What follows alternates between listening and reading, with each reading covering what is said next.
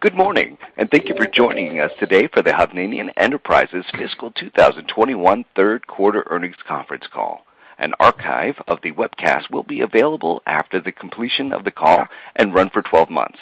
This conference is being recorded for rebroadcast, and all participants are currently in a listen-only mode. Management will make some opening remarks about the third quarter results and then open the line for questions. The company will also be webcasting a slide presentation along with the opening comments from management. These slides are available on the investors page on the company's website at www.khov.com. Those listeners who would like to follow along should now log on to the website. I'll now turn the call over to Jeff O'Keefe, Vice President, Investor Relations. Jeff, please go ahead. Thank you, Jonathan, and thank you all for participating in this morning's call to review the results for our third quarter, which ended July 31st, 2021. All statements in this conference call that are not historical facts should be considered as forward-looking statements within the meaning of the safe harbor provisions of the Private Securities Litigation Reform Act of 1995. Such statements involve known and unknown risks, uncertainties, and other factors that may cause actual results, performance, or achievements of the company to be materially different from any future results, performance, or achievements expressed or implied by the forward-looking statements. Such forward-looking statements include, but are not limited to, statements related to the company's goals and expectations with respect to its financial results for future financial periods. Although we believe that our plans, intentions, and expectations reflected in or suggested by such forward-looking statements are reasonable, we can give no assurance that such plans, intentions, or expectations will be achieved. By their nature, forward-looking statements speak only as of dates they are made, are not guarantees of future performance or results, and are subject to risks, uncertainties, and assumptions that are difficult to predict or quantify. Therefore, actual results could differ materially and adversely from those forward-looking statements as a result of a variety of factors. Such risks, uncertainties, and other factors are described in detail in the sections entitled Risk Factors and Management Discussion and Analysis, particularly the portion of MD&A entitled Safe Harbor Statement in our annual report on Form 10-K for the fiscal year ended October 31st, 2020, and subsequent filings with the Securities and Exchange Commission. Except as otherwise required by applicable security laws, we are undertaking no obligation to publicly update or revise any forward-looking statements, whether as a result of new information, future events, changed circumstances, or any other reason. Joining me today are Ara Hovnanian, Chairman, President, and CEO, Larry Sorsby, Executive Vice President and CFO, and Brad O'Connor, Senior Vice President, Chief Accounting Officer, and Treasurer. I'll now turn the call over to our CEO. Ara, go ahead. Thanks, Jeff. I'm going to review our third quarter results and then address the current market environment.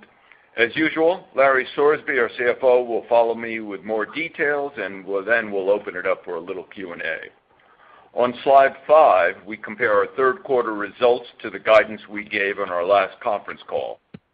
COVID-related supply chain disruption delayed the completion of some homes, resulting in slightly lower revenues. Nonetheless, our adjusted gross margin, SG&A ratio, adjusted EBITDA, and adjusted pre-tax income were all better than the guidance range that we gave. During our second quarter conference call, we talked extensively about the impact of phantom stock expense on our SG&A. During the third quarter, our stock price declined, which resulted in a $6.7 million reduction in phantom stock expense. In the third column, we show what our results would have been without the benefit from the phantom stock expense reduction.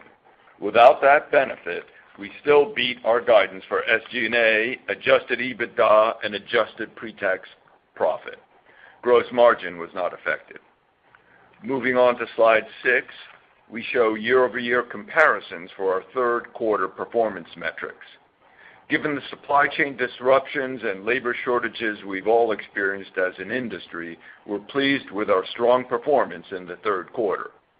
Starting in the upper left-hand portion of the slide, you can see that our total revenues for the third quarter increased 10% to $691 million. Moving to the upper right-hand portion of the slide, you can see that our adjusted gross margin increased 460 basis points to 22.1% this year compared to 17.5% in last year's third quarter. This clearly illustrates that we've been able to raise home prices more than enough to offset the higher labor and material costs that we've incurred. Lumber prices have recently declined from the all-time highs they hit a few months ago. Given the significant decline in random length contracts, we expect our price for lumber will continue to decrease further in future months. While these lower lumber prices will not benefit margins on homes we deliver this quarter, starting in our second quarter of 22, we expect our gross margins will see an additional benefit from the significant reduction in our lumber costs. In the lower left-hand quadrant of the slide, you can see that our SG&A was 8.7% for the third quarter compared to 9.5% last year. If you ignore the benefit of the phantom stock expense, it would have been 9.7% for this year. In the lower right-hand quadrant of the slide, we show that adjusted EBITDA increased 59% from $65 million in last year's third quarter to $103 million this year.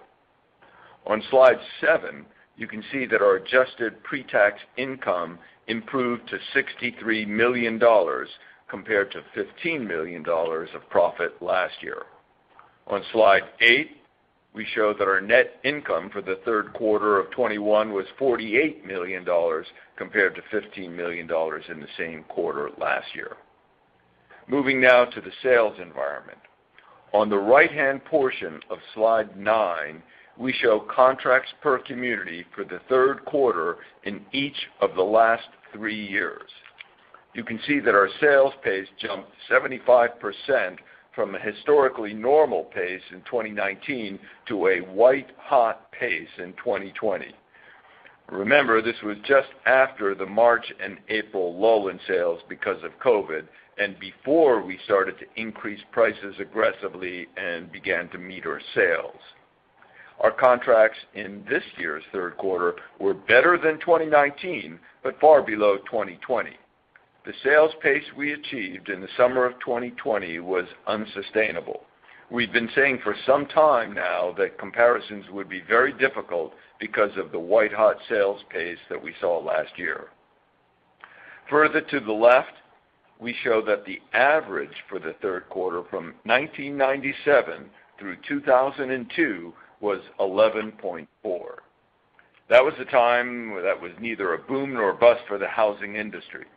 Our sales pace in the third quarter of 21 slowed to a more historically typical pace, but at significantly better margins than last year. This more typical pace is certainly more sustainable. As the industry sales pace returns to normal, it should also help contain labor and material cost pressures. On slide 10, we show contracts per community on a monthly basis from September through August. The most recent month is in dark green, the same month a year ago is in light blue, and the same month 2 years ago is shown in gray. For the past 4 months, our contracts have been lower than last year's unsustainable pace. However, we compare favorably every month with 2019's more typical contract pace. It would be easy to become preoccupied with the sales pace this year compared to the higher COVID demand surge levels that we experienced in 2020. On slide 11, we focus in on the increases in the most recent months compared to the same months in 2019, pre-COVID, when demand was closer to historical averages. It's clear from this trend that the COVID-19 sales frenzy has given way to a more rational sales pace. We think the new sales pace is healthy, slightly above average, and much more sustainable. Let me take a moment to talk about increases in home prices. On the left side of slide 12, you can see that our average sales price on deliveries was up 13% year over year to $443,000 in the third quarter. On the right-hand portion of the slide, you can see that our average sales price on new contracts increased 27%, from $396,000 last year to $503,000 in this year's third quarter. We believe these dramatically higher prices dampened the COVID sales frenzy that we experienced last year. And as I said a moment ago, we've transitioned to a more sustainable sales pace that's in line with historical averages. You saw that the higher home prices in our deliveries have already increased our gross margins. We expect these higher home prices in our new contracts to generate further increases in our gross margins. The combination of higher gross margins along with our expected growth in community count should have a positive impact on our bottom line, more than offsetting the return to a more normal sales pace per community. On slide 13, we show what our community count was at the end of every quarter over the last year. As you can see, primarily due to selling through communities at a significantly higher than normal pace, our community count has been declining each quarter up until the most recent quarter. We ended the third quarter of July 21 with 120 communities. This was up slightly from last quarter and is the first time we had a sequential increase in community count since the fourth quarter of 2019. Given no material changes in current market conditions, we expect our community count to grow to approximately 135 communities at the end of the fiscal year. This was the same level of communities that we had at the beginning of this fiscal year. In fiscal 22, we expect further growth in our community count. Our community count is likely to fluctuate due to each quarter due to the opening of new communities and the timing of closing out of old communities. The combination of a return to a more rational sales pace per community with a reduction in community count certainly impacted our absolute level of contracts this quarter. Our upcoming community count growth should help that in the near future. Our contract dollars decreased to $609 million in the third quarter of fiscal 21 compared to $882 million in the same quarter last year. This was due to a number of factors: metering of sales in many of our communities, selling out of communities ahead of schedule, COVID-19 related delays for new community openings, and the unprecedented COVID-19 surge in demand last summer that make the comparisons very difficult. All of these you've heard many times before from us and many of our peers. Much of our decline is related to community count. We are making excellent progress in our land position, but there's a lag between a land contract and the first home sales, and that certainly impacts our absolute level of contracts.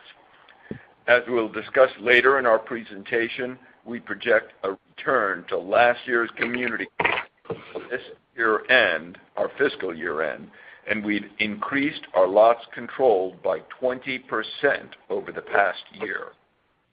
We're pleased with our progress on land acquisition, and we plan to be able to grow our revenues in fiscal 22 and 23, even with today's more normalized sales pace per community.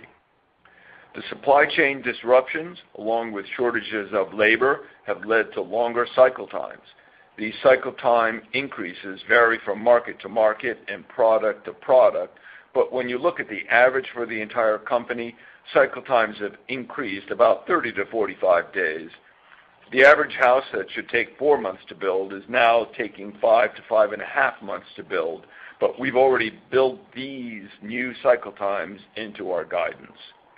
All signs indicate that fiscal 21 is expected to be an outstanding year for us, and fiscal 22 should improve further. I'll now turn it over to Larry Sorsby, our Chief Financial Officer. Thanks, Sarah. I'm going to start with the progress we've made in growing our lot position. Turning to slide 14, we added 4,512 newly controlled consolidated lots during the third quarter. During that same quarter, we had 1,587 deliveries and lot sales, resulting in a net increase of 2,925 consolidated controlled lots. For the 12-month period ending July 31st, 2021, we added 11,594 newly controlled lots, delivered 6,340 homes and lots, resulting in a net increase of 5,254 lots. For the trailing 12 months, this represents us controlling new lots at a rate of 183% of home deliveries and bodes well for our expected future growth in community count and home deliveries. Our land acquisition teams continue to find new land positions for us. Our recent land acquisitions were underwritten with contract paces that match our current slower sales environment. That pace is consistent with the sales pace we achieved before the COVID surge in home demand. Additionally, we underwrote those recent acquisitions with significantly higher lumber costs in effect at the time. As a result of the recent declines in lumber prices, we now expect even higher margins on those land parcels. We continue to feel very good about the land acquisitions we've made over the last year. On the left-hand portion of slide 15, we show our community count for the past 5 quarters. As Era mentioned earlier, our community count has been going down each quarter. At the end of the third quarter of fiscal 2021, we finally changed the tide and have now achieved a sequential increase in community count. We expect another sequential increase in the fourth quarter that is large enough to grow our community count back to roughly the same level we had at the beginning of this fiscal year. On the right-hand portion of the slide, we show the lot count at the end of the same 5 quarters. For each quarter shown, our lot count has increased sequentially. Year over year, our lot count increased by over 5,000 lots, or by 20%. We have been steadily increasing our lot position. Keep in mind there's a lag between when we control the lots and when we can open a community. The communities we put under control this quarter will be open for sale in 2022 and beyond. This is worth repeating. Our ability to increase our lot supply clearly indicates the progress we've made towards growing community count in future periods. Virtually all of the land and communities necessary to achieve expected further growth in profits during fiscal 2022 are already under contract. Today, our land acquisition teams are primarily focused on obtaining control of land and communities for home deliveries in fiscal 2023 and beyond. Under the assumption of a more historically normal housing demand market going forward, we are controlling new lots and planning for further revenue growth in future years. Turning now to slide 16. During the third quarter of fiscal 2021, our land and land development spend was $178 million, a 9% increase over the same quarter a year ago. For the trailing 12 months, our land spend increased 36% to $761 million compared with $558 million during the same period last year. This further demonstrates that we're investing the money needed to grow our community count. Turning to slide 17. Even with that increase in land spend and paying off $111 million of 2022 notes early, we ended the third quarter with $308 million of liquidity, well above the high end of our liquidity targets. We continue to have excess liquidity, and our land teams are busy contracting additional land parcels across the country today. Turning to slide 18. Compared to our peers, you see that we still have one of the highest percentages of land controlled via options.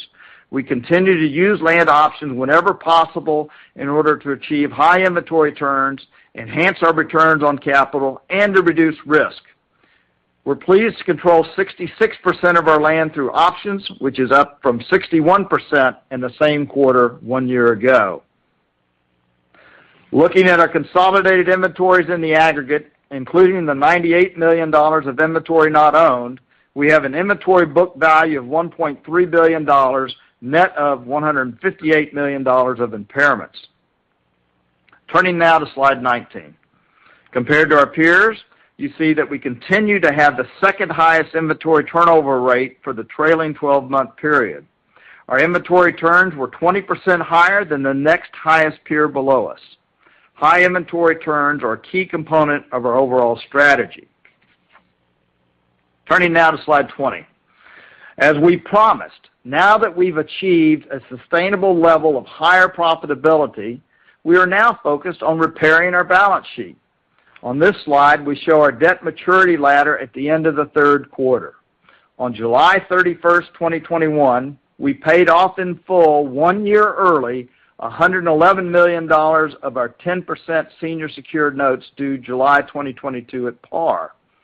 Additionally, on August 2nd, 2021, we paid off in full 3 years early $70 million of our 10.5% secured notes due July 2024 at the call price of 102 5/8.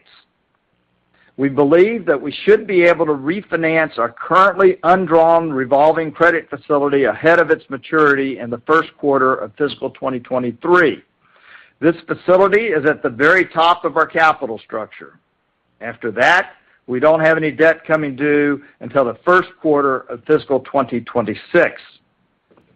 Given our $447 million deferred tax asset, we will not have to pay federal income taxes on approximately $1.8 billion of future pre-tax earnings. This tax benefit will generate significant cash flow in the years to come and will accelerate our progress in significantly improving our balance sheet. As we continue to post strong results, we believe we should be able to refinance our debt structure at lower rates and better terms. As always, we will analyze and evaluate our capital structure and explore transactions to further strengthen our balance sheet and our financial performance. On slide 21, we show that our total backlog, including domestic and unconsolidated joint ventures at the end of the third quarter, increased 23% to 4,072 homes. You can also see that the dollar value of this backlog increased 44% to $1.99 billion. The strength of this backlog, including a solid expected gross margin, sets us up nicely for strong results over the remainder of this fiscal year and into fiscal 2022. Our financial guidance for both the fourth quarter and the full year for fiscal 2021 assumes no adverse changes in current market conditions and excludes further impact to SG&A expense from phantom stock expenses related solely to stock price movements from the $104.39 stock price at the end of our fiscal 2021 third quarter. However, our guidance for the quarter and for the year include phantom stock impacts we already absorbed in the second and third quarters. For every $4 that our stock price increases or decreases, there is approximately $1 million increase or decrease, respectively, of incremental phantom stock expense. On slide 22, we provide guidance for the fourth quarter of fiscal 2021. We expect to report total revenues for the fourth quarter of fiscal 2021 to be between $830 and $880 million. We also expect gross margins to be in the range of 21.5% to 22.5%, up substantially compared to the 20.2% in last year's fourth quarter. SG&A as a percent of total revenues expected to be between 8.5% and 9.5%, compared with 9.6% last year. Excluding land-related charges and gains or losses on extinguishment of debt, we expect adjusted EBITDA to be between $100 and $115 million. The high end of our guidance, this represents a 32% increase compared to the same quarter last year. Finally, we expect our adjusted pre-tax profit for the fourth quarter of fiscal 2021 to grow to between $60 and $75 million compared to a $45 million profit in the same period last year. Turning now to slide 23. We are increasing our full-year guidance. We expect to report total revenues between $2.8 and $2.85 billion, up from $2.34 billion last year. We also expect gross margins to be in the range of 21 to 22% compared to 18.4% last year, and SG&A as a percentage of total revenues to to be between 9.5% and 10.5%, compared with 10.3% in the prior year. This includes the $10.8 million of incremental phantom expense that from the second and third quarters. Excluding land-related charges and gains and losses on extinguishing debt, we expect adjusted EBITDA to be between $345 and $360 million, up between 47 and 54% compared to last year.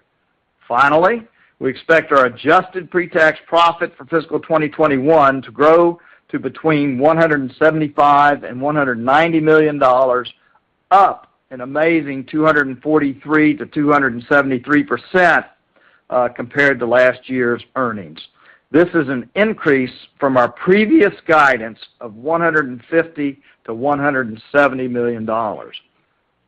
Assuming a 25% tax rate, similar to what we saw in the third quarter of fiscal 2021, our trailing 12-month P/E ratio for the closing stock price of $93.83 yesterday was 5.2, significantly below the average P/E for the home builders of 8.7. Additionally, we are currently trading at 4.5 times our earnings guidance for this fiscal year. As we look forward to fiscal 2022, we expect that today's slower contract pace, which is more in line with historical norms, combined with higher home prices, higher gross margins, and increases in community count, should lead to further growth in both total revenues and adjusted pre-tax profits in fiscal 2022. We expect to begin fiscal 22 with a very strong first quarter compared to the first quarter of last year, or really this year, fiscal 2021, especially with respect to improvements in our adjusted pre-tax profit. Turning now to slide 24. Here we illustrate the growth we've seen in adjusted EBITDA. On the left-hand portion of the slide, you can see that our fourth quarter estimate for adjusted EBITDA is 23% more than the fourth quarter of 2020. On the right-hand portion of the slide, we show EBITDA for 2019, 2020, and our expectation for 2021. In 2020, we achieved a 35% growth in adjusted EBITDA. In 21, we now expect to achieve an additional 50% growth in EBITDA. These increases are representative of the progress we've made in materially improving our operating results. On slide 25, you can see how our key credit metrics have improved over the past few years. Total debt to adjusted EBITDA has declined from 10.1 times in fiscal 2019 to 3.9 times projected for fiscal 2021. Net debt to adjusted EBITDA declined from 9.3 times in 2019 to 3.4 times projected for fiscal 2021. Adjusted EBITDA to interest incurred has more than doubled from 1 time in 2019 to 2.2 times projected for fiscal 2021. Assuming we hit the midpoint of our fiscal 2021 guidance for pre-tax profit, our shareholders' equity will grow by $661 million from 2019's fiscal year-end level. Given our expectations to once again grow profits in fiscal 2022, our book value will continue to very rapidly grow. Both Moody's and S&P have recently recognized our improved performance with upgrades to a positive outlook, and Moody's also upgraded our credit rating by 1 notch. As we achieve our fiscal 2021 guidance and continue to generate improvements in revenues and profits going forward, we expect further rating upgrades from both credit agencies. These improved credit statistics and rating upgrades should help us refinance our debt structure at lower rates and improved terms. Now I'll turn it back over to Ara for some brief closing remarks. Thanks, Larry. As you just heard, we expect to close fiscal 21 with a solid fourth quarter, which would make the full year our most profitable year since 2006. We're pleased that we've been able to raise our full year guidance. And more importantly, we expect further growth in profitability in fiscal 22.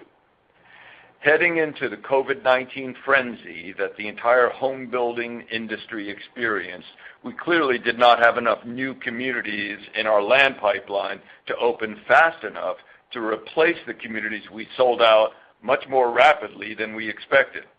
However, as we just illustrated, with the 20% year-over-year increase in our lot count, community count growth is coming, and it's coming soon. As we discussed, our margins are increasing. During the fourth quarter of fiscal 21, we have a large number of homes to deliver, as well as a big slug of communities that will be opening for sale. There's always the possibility of further COVID-related delays during our fourth quarter, but we believe we factored in reasonable assumptions for the current environment into our guidance. I know that I can count on all of our associates to execute our plans for the fourth quarter, which should set us up nicely to be in an advantageous position to grow both revenues and adjusted pre-tax profits further in fiscal 22. I look forward to sharing our improved results in future periods. That concludes our formal remarks, and we'll be happy to open up for Q&A. The company will now answer questions. So that everyone has an opportunity to ask questions, participants will be limited to one question and one follow-up, after which they will be able to get back into the queue to ask other questions.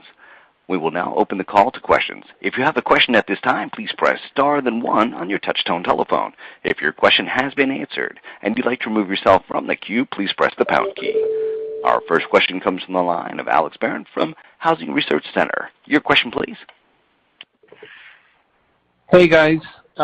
Thanks for taking my question, and obviously very, congratulations on the turnaround and everything that you guys have done to date.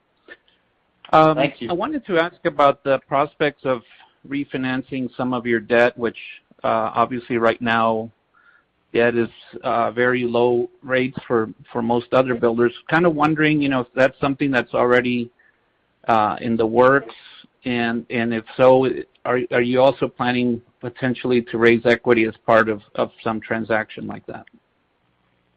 Alex, we continue to explore the potential of refinancing our capital structure. We believe that we could do so today at lower rates than we have now. What we're kind of struggling with is, as we continue to improve our results, we think we deserve even lower rates than what we think we could actually do today.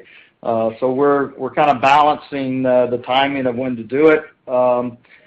With respect to potentially issuing equity as a component of doing some kind of refinancing debt structure, we've not ruled that out.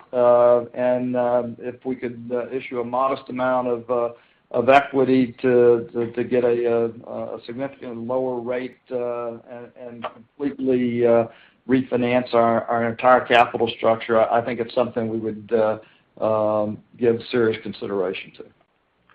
I'll just add that we're obviously forecasting very solid cash flow, and as we discussed and Larry discussed, our debt maturity ladder gives us a long runway, so we don't have to rush, and we can play the market right and look for the right rate for us. Yeah, no, that makes sense. I mean, your equity is obviously going in the right direction. I guess the other question I had was your community count projection seems to imply a pretty big jump in the fourth quarter, and I'm just kind of curious on a couple of things. One is that going to be more near term, or is that going to be more towards the end of the quarter? I guess what I'm trying to figure out is, what impact it might have on orders. And the other thing related to orders is, many other builders, including yourselves, I think, have been, kind of withholding the level of orders or homes that you're willing to release to the market to kind of adjust the backlog and so forth. So do you guys feel that you're already past that adjustment period where you can start taking the foot off the brakes a little bit? Can you comment on that? Sure. Well, first, as I think we mentioned, I think we're back to a more normalized sales pace per community. We've gotten there by balancing metered releases and price increases. Last year, when in our third quarter, we had just this burst of sales, and frankly, following what happened in March and April in the middle of the COVID shutdown, we were very hesitant, as were many builders, to turn off the spigot. But it was an unsustainable number. So we feel like we're in a good position right now. We are still metering some sales. We want to match our ability to start homes, sell homes, and deliver homes. So we are still metering in many communities across the country, but we feel that's healthy and we're in a pretty solid position. Okay, and on the timing of the communities, do you feel it's more back-end weighted or more near? Well, I mean, we're halfway through the quarter, so we're not giving specific guidance, but we're comfortable we'll get there. We only have a month and a half left to go. We feel like, we're comfortable that we'll meet our numbers. Keep in mind, it is very difficult to be precise because if you sell a couple too many in one community, that drops that community count once it falls below 10.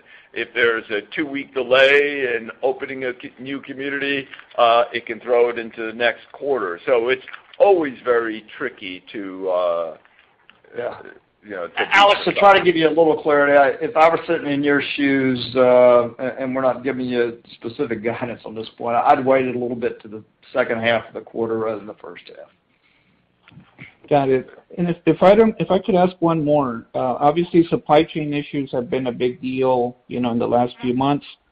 Just curious as to whether you guys think, today, where you sit today on supply chain problems and shortages and so forth, is it better, the same, or worse than 3 months ago? I'd say it depends. Generally, it's a different problem with a different product in a different market every week. It's like the classic whack-a-mole problem. Different problem raises its head and we jump on it. That's been a major focus of our company. So I'd say it's still kind of with us. We've tried to incorporate that into our guidance and projections.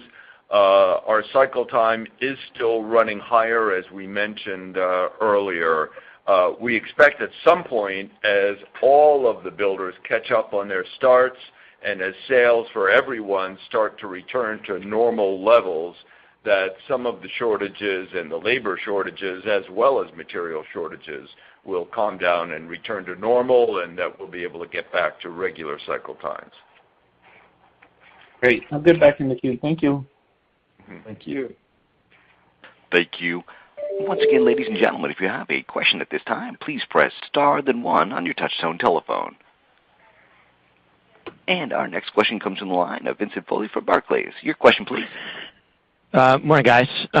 So, Larry, when we're talking about a refinancing of the capital structure here, and you are sort of waiting on borrowing costs to come down, should we think about a refinancing in the context of going from a secured to unsecured, or is your priority right now in a refinancing just interest savings? And then as a follow-on, can you give us a sense of how longer term you think about a balance between secured debt and unsecured debt, and or are you planning on sort of a more plain vanilla capital structure over the longer term? So I'm going to take your last question first, and we absolutely want to have a more plain vanilla capital structure. I mean, it's been an interesting last decade, but we'd like to get back to doing plain vanilla deals rather than interesting, intriguing, exciting deals. And our focus, I think our primary focus is on lowering the rate, but we believe that our improved performance does justify being able to do a refinance on an unsecured basis. So, we balance it, and I'm not ruling out something that is still secured, but in the not too distant future, we would expect to be totally unsecured, and if we can't get unsecured today, we may wait until we can. So it's just a balance of how much lower rate can we get in different alternative structures. And then as a follow-up, I guess one of the biggest questions we get asked is why the wait here? I mean, I look at your slides and where leverage has gone in 2 years, 6 turns lower leverage. 2021 is going to be the best year in the company's history. Next year could be even better. But a year from now, who knows what the housing cycle is going to look like, where inflation is going to be, what the economy is going to look like. So why not do something sooner rather than later and take advantage of? I think we would do something that's sooner rather than later if we felt that we were getting a rate similar to peers that are similarly positioned to us. So it's not something we're ruling out at all. We're interested in refinancing at materially lower rates than what we have today. And as Era mentioned, we don't have a gun pointed at our head to have to do it right this second. But I understand the risk that you're pointing out, that if we wait, the high yield market might run away from us. So we certainly are very conscious of the trade-offs that are out there in that regard.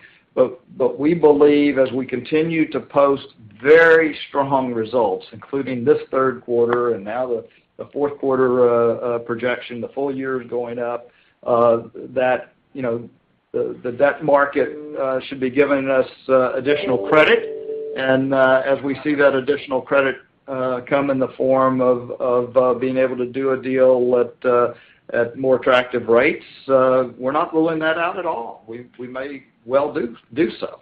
So it's just a matter of getting rates comparable to what we think similarly situated peers have today. Well, I'll also add that our call premiums will drop substantially in the coming months. So that's certainly something that we look at as well. Great. Thanks very much. Thank you. Our next question comes from the line of Alan Ratner from Zelman & Associates. Your question, please. Hey, guys. Good morning. Thanks for taking my question.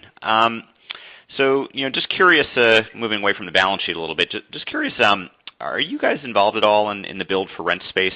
Several of your peers have announced either ventures in that area or are actively selling homes to single-family rental operators. So I'm curious if you're partaking, and more broadly, what impact you're seeing from build for rent, in your overall markets, either from competition on land, labor, materials, demand, et cetera. We have one transaction that we're finalizing now of a couple of hundred homes, and that will be our first. It's not a primary focus. We feel like our capital is well served right now in our primary business, and we're trying to stay focused on replenishing. I'm not saying we're ruling it out, and we're certainly putting our foot in the water, but we're not ready to dive in full force just yet. I would just add one more thing, Alan, is certainly over the last year, demand from traditional sources has been so strong. That's where our focus has been. We've had, and the industry's had trouble getting homes started as fast as we got demand. The for rent market is a nice balance longer term, and something that I think if we could actually find a relationship on a longer term basis is something that we'd find intriguing. Got it. Appreciate your comments there. Second, on the pricing, really strong increase in your average order price this quarter. I'm not sure how much of that 27% was like for like versus mix driven, but just curious, when you kind of are are seeing the balance now with absorptions pulling back to what you consider to be more normal levels. Would you expect to take the foot off the gas a little bit on pushing price, or is that something where you still feel like there's an opportunity to drive price higher, given how strong demand is today?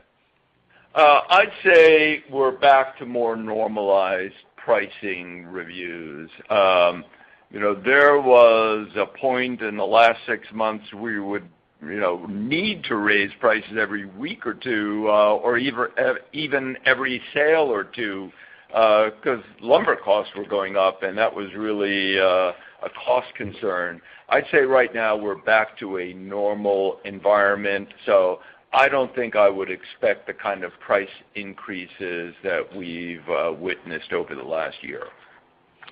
On the flip side, are you starting to see any incentivizing going on in your markets from other builders? I know it's very early up from that standpoint, but a few have mentioned that's a possibility as you get into the third and fourth quarters, which always happens this time of year. It didn't happen last year, but just curious if you're starting to see any of that. We're seeing very little thus far, but we are not primarily a spec builder. We're more than the majority is build to order. So we're not as influenced by people doing end-of-the-year spec discounts. I'm sure it will return at some point to some normalcy in terms of concessions, and you would think that might hurt margins. On the other hand, our primary building material, lumber, has been dropping and will likely drop quite a bit more. So we feel pretty comfortable about margins given those two factors. Got it. All right. Thanks a lot. Appreciate it. Mm-hmm. Thank you. Our next question is a follow-up from the line of Alex Barron from Housing Research Center. Your question, please. Yeah, thanks. So one of the things that I wanted to ask is this issue about the phantom stock, and is this accounting going to go on for many, many quarters, or is it just kind of constrained to this year, and then it kind of, once it's frozen into place, that's it? The way that works is after this fiscal year, the performance will be set, but it's paid over the subsequent 3 years. So it will trail off. 60% of it gets paid in January. So more than half of the variability goes away in this coming January, and then a year later, another, I think it's 20%, and then 20% the following year. So. Okay, got it. The other question I had was on your margins. Obviously, you guys had a good increase in the last few quarters, especially this quarter. A few other builders have expressed confidence in the direction of margins. I think you guys did too. I think you mentioned that you expect the margins to improve by second quarter relative to lumber costs. But some other builders have seen even larger margin increases. Do you feel like there's more potential here? Is there something that would offset, the lumber expense from allowing margins to improve? Like, just any thoughts around margins that you can offer? Yes, I think we're optimistic about the outlook for further margin growth. Part of it is driven by the lumber costs. Of course, that will be offset with some of the other materials that are in shortages, and sometimes you have to pay a premium for that. But as we pointed out, the price of our contracts was higher than the average price of our deliveries per home. So we feel good about what the margins in our backlog look like compared to what we just delivered. Having said that, as you can appreciate, I think as everyone appreciates, it's a very difficult market to project. There are supply chain issues popping up all over the place, and unfortunately, sometimes you have to deal with them by paying a high price. So we're not going to be too accurate or too specific in margin guidance, but we're feeling very comfortable right now that we will see some growth coming up. Okay, great. I think that's it for me for now. Thank you. Okay. Thank you. Our next question comes from the line of Brian Luther from Emerson. Your question, please. Hey, guys. Great quarter, great execution. Appreciate you taking my question. First question was kind of on any ESG initiatives you might be working on and the timing that you might kind of go into that. And then a clarification, when you look at your multiples, you're based on, we're giving fully taxed multiples, I believe. I think you're more like 3 times cash EPS for this year and next. Is that correct? Two questions. One on... Yeah, we don't focus on cash multiples, but we do after-tax EPS, and that's the number we were referring to. Yeah, so it was a after-tax EPS was the multiple you gave at like 4-ish to 5-ish for next year and this year. And so I guess on a given your tax shield, you reduce it by the tax rate, so you're more like 3 times kind of a cash EPS, not cash flow from operations, but I understand where you're going. We haven't done that exact calc, but directionally you're correct. Yes, our cash flow is far higher than our after-tax income because we're not actually paying. As a proxy for what I call cash EPS, which is simply just your pre-tax plus your tax rate, I get you at close to a 33% free cash flow, or what would be free cash flow yield. And I don't mean to say that that's cash flow, because you're obviously growing communities and doing good things to grow the business will benefit shareholders. So if you didn't grow, you'd have the free cash flow. If you did, you might have less free cash flow. So I guess that's the way I look at it. I think you're going to not hear us object to you saying that you think we're even cheaper than what we said on a after-tax basis. We do not believe the market on either the equity or the debt side is yet giving us credit for our dramatically improved performance.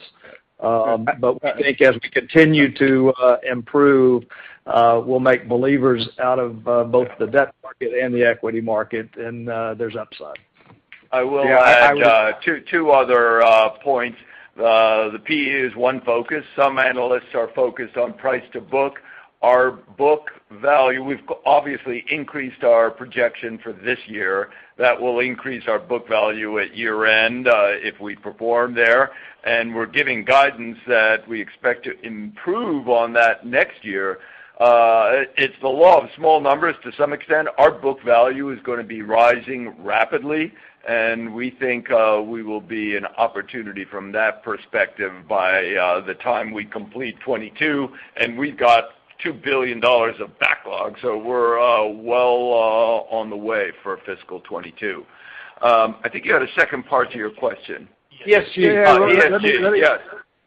Let me before we get ESG, I just cut to the chase and go one step further. On a present value basis, it's hard pressed for me to find before this quarter's report, but with your guidance, a value less than 150 and more reasonably above 200, just based on different discount rates and pretty moderate assumptions for cash flow beyond the 3 years that we're looking at, providing it holds up. So, I mean, I get more like a $300 PV pretty easily based on just how you've transformed things in the last 5 years.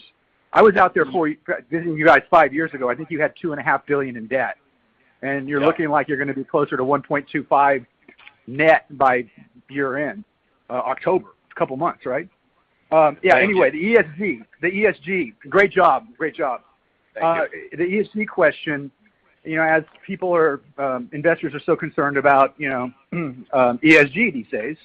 Are you guys going to be talking in the future about any of your initiatives, and what would that look like, especially given your opportunity to do something green on the green side, given you're a builder?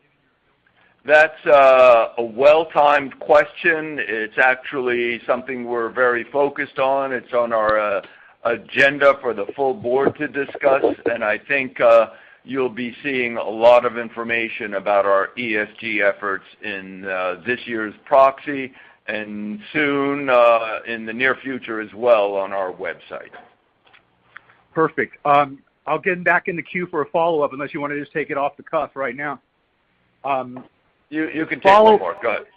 Okay. The follow-up was, given that you're kind of getting queries for rental partnerships, and I know your assets are best suited as you're utilizing them currently, but given the high demand, finding someone like a BlackRock or a big investor to even backstop a refi at a market rate, which we know is much lower on your debt as per interest, it seems like there's a creative possibility for you guys to do a JV that could, refi or even eliminate debt for a multi-year partnership that would, I'm talking something larger where they commit capital which wouldn't stretch your balance sheet. Seems like Lennar is an interesting thing. Everyone seems to be moving on things, and I guess you guys have 120 community that you're working on, but just thinking outside the box, a question on financing and partnering.